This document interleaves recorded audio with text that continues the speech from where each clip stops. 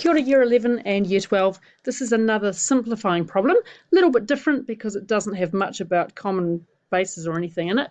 We just have to simplify this expression. So when you look at this, you might be slightly freaked out because it's got a square root sign, but it's also got a fraction. So whenever we're working with a fraction, if we're subtracting, we need to find a common denominator. So that seems like a good place to start. So here we've got 3x. Just leave the surd sign right where it is. A common denominator here will be 9x squared.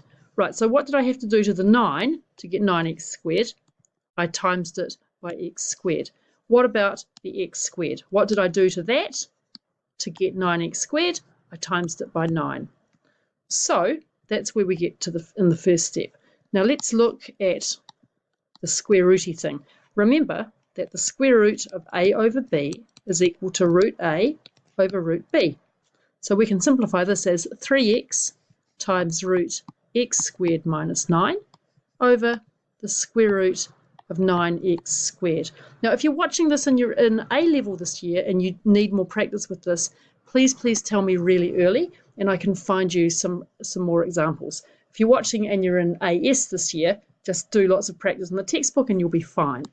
Okay, but we need to get really confident with working with surds. So the square root of 9x squared is, oops, wrong pen,